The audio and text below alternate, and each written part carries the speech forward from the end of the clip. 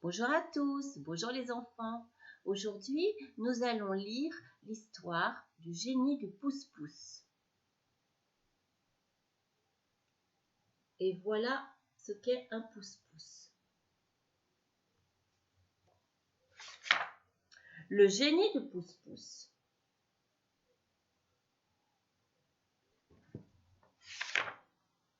Chen possédait peu de choses. D'abord, un pousse-pousse en rotin qui était sa vraie richesse, car il lui permettait de gagner de quoi s'acheter un bol de riz et quelquefois un petit pâté de viande au gingembre.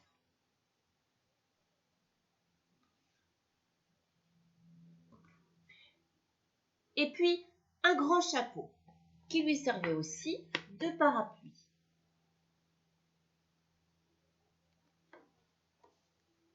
Et puis, en haut d'une colline dominant la baie de Hong Kong, une cabane de bambou. Une cabane, c'est beaucoup dire. La maison de Chen était faite de 3 planches et d'une brassée de feuillage. Mais elle était adossée au mur d'enceinte d'une belle propriété. De ce mur retombaient des branches de jasmin qui, au temps des fleurs, donnaient à Chen une ombre parfumée.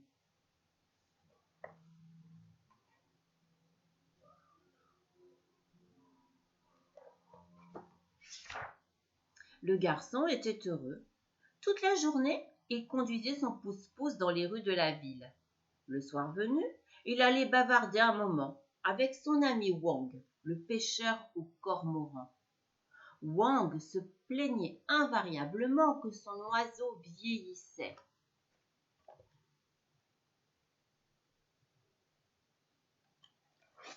Il faut que je pêche beaucoup de poissons pour pouvoir m'acheter un autre cormoran.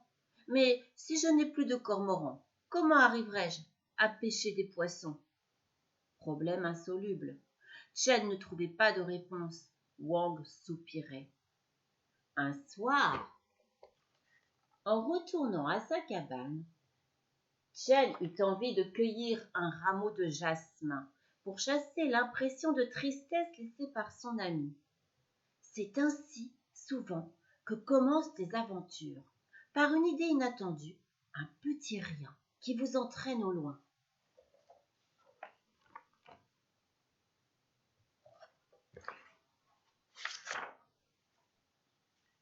Chen escalada le mur et resta muet d'admiration devant ce qu'il découvrit.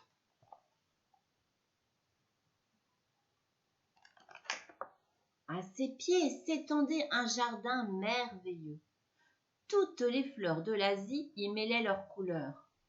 Des kiosques de porcelaine se reflétaient dans des pièces d'eau claire, bordées de sentiers, recouverts d'un gravier blanc. Le garçon sauta à bas du mur et se risqua le long des pelouses où tombaient, un à un, des pétales de magnolia.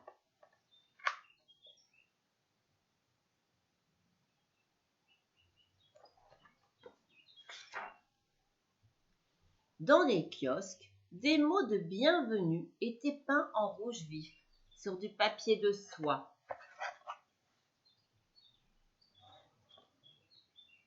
Des mots qui offraient les gâteaux aux amandes, les confitures de roses et les liqueurs, et les fruits servis dans des corbeilles d'argent sur des tables de laque.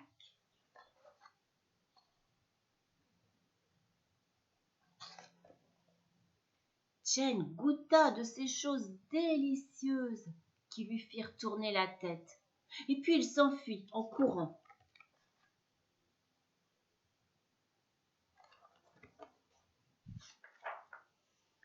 Comme elle tournait, la pauvre tête de Chen, quand de nouveau il franchit le mur.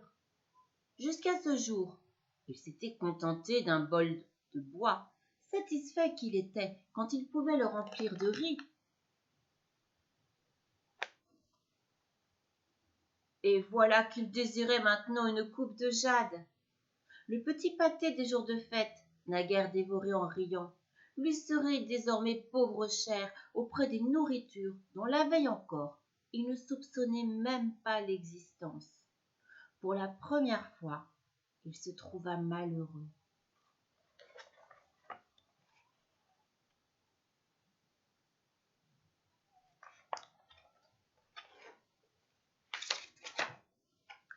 Il tira son pouce-pouce et se dirigea vers la ville basse.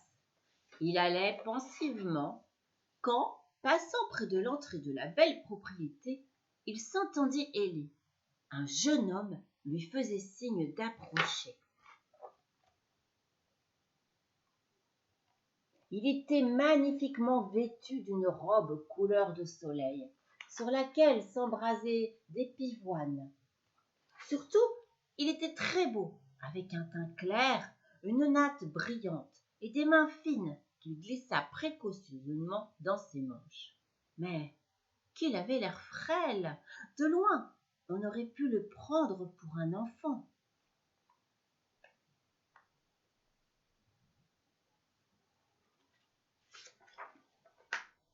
Il est riche et sans doute léger, pensa Chen.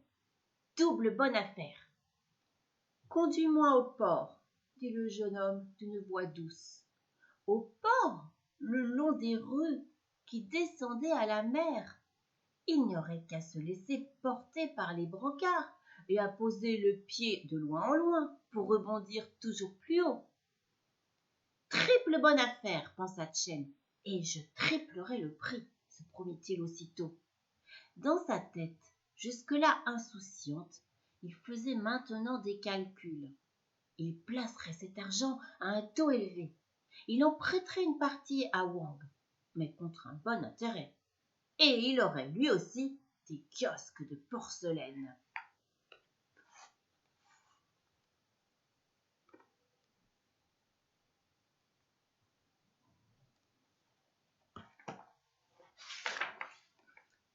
Il était si absorbé dans ses pensées qu'il ne se rendit pas compte de la vitesse que prenait le pouce-pouce.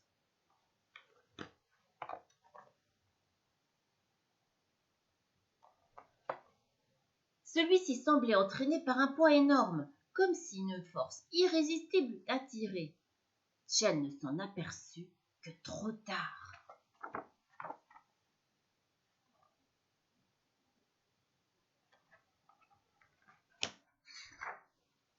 Quelle course il fit jusqu'au port! À grandes enjambées, il dévalait les ruelles en escalier, traversait les carrefours, effleurait à peine le sol. Derrière lui, ce n'était qu'Étal renversé, passant jeté à terre et qui se relevait en criant.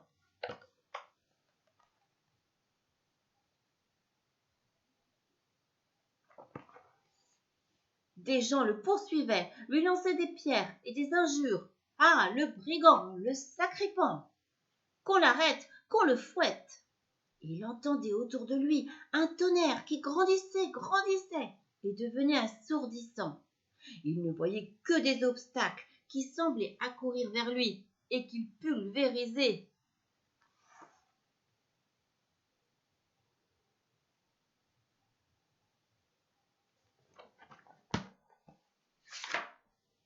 Et toujours, le pouce-pouce volait vers la mer. Un tour de roue, à coups de talons, à orteils crispés, poitrine attelante, dans les rues descendantes, Chen s'essoufflait.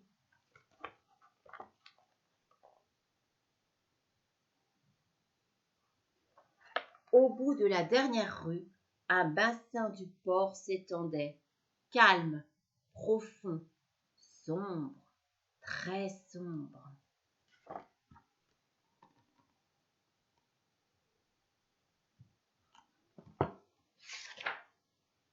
Chen plongea comme en un rêve dans l'eau épaisse, les pieds en avant et tout le poids du pouce-pouce infernal derrière lui.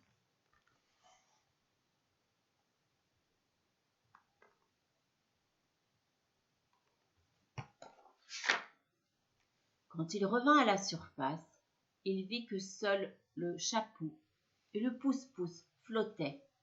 De clients, point, disparus. Des matelots au bord du bassin riaient en se donnant de grandes claques sur les cuisses. Vous n'avez pas vu un jeune homme demanda Chen. Où donc? Dans mon pouce-pouce. Et ils rirent encore plus fort en l'accusant d'avoir trop bu d'alcool de riz. ton pouce-pouce était vide.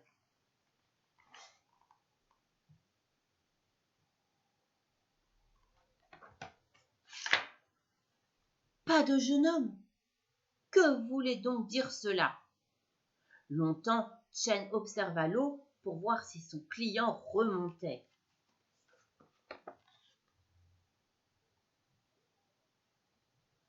Mais je n'ai pas rêvé pourtant. J'ai bien transporté un jeune homme. Afin de chasser son inquiétude, il alla voir Wang dans sa cabane.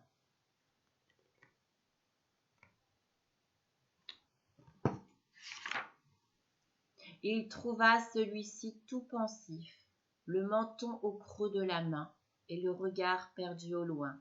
« Mon cormoran est mort, » bredouilla Wang. Chen en fut ému. Une pensée traversa son esprit, rapide, pointue. Une de ces petites pensées qui ne vous laissent pas le choix et qui vous font dire « Si j'ai de l'argent ce soir, je te le donnerai. »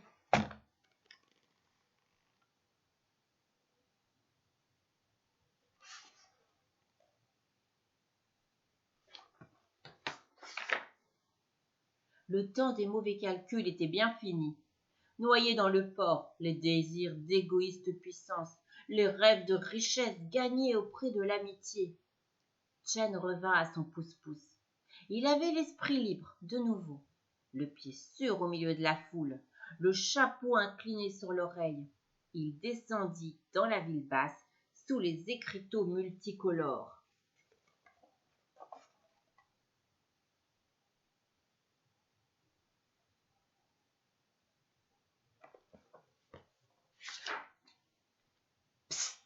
On l'appelait. Il s'arrêta. Un homme énorme occupait l'encadrement d'une porte.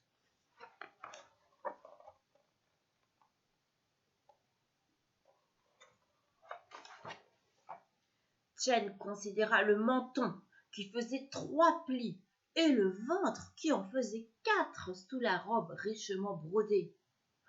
Il va casser mon pouce-pouce. Pourtant, il s'approcha d'un pas hésitant. Où donc désire aller le très honorable seigneur? Là-haut.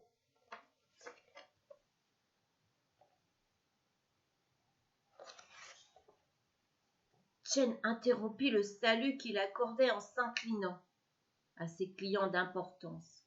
Il leva les yeux, et puis le nez, et puis il se redressa complètement.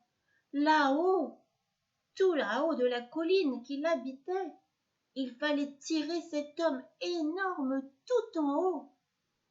Je sais, dit le mandarin avec un beau sourire, mais tu seras payé largement pour ta peine. Chen pensa à la promesse qu'il avait faite à Wang. Bon, dit-il en crachant dans ses mains.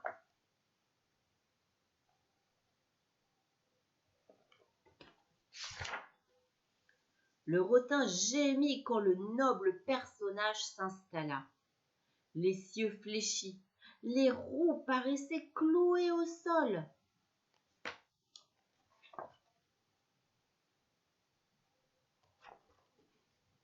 Chen tendit ses jarrets maigres et par un effort violent arracha le pouce-pouce. Il monta lentement, ruelle après ruelle. La sueur lui brûlait les yeux, les muscles de son cou étaient près de craquer, tant le malheureux serrait les mâchoires pour se concentrer sur son effort. Wang sera content, se répétait-il, afin de se donner du courage.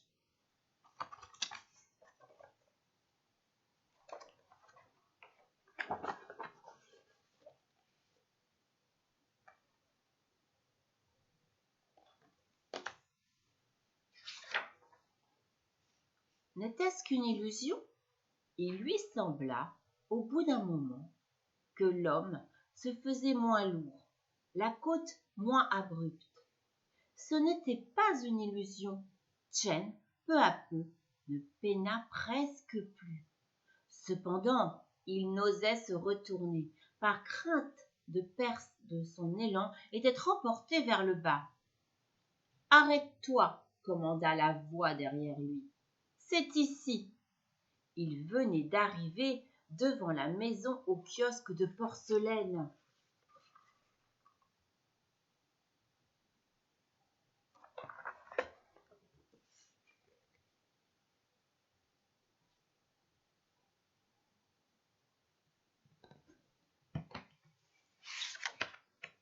Chen se retourna et n'en crut pas ses yeux.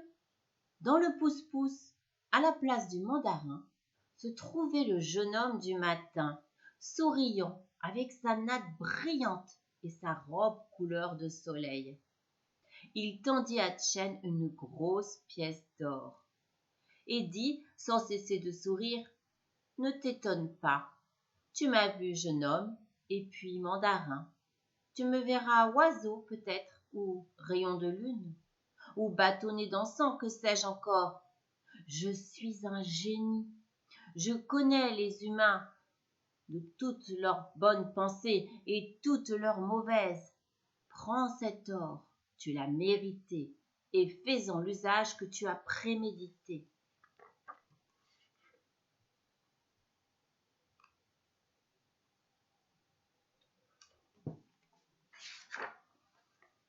Le génie s'évanouit en fumée. Une petite fumée bleue qui s'envola vers le portail pour se couler dans le trou de la serrure. « Ai-je rêvé ?» se demanda Chen. Pourtant, l'or était bien réel au creux de sa main brune, et bien réel aussi allait être la joie de Wang.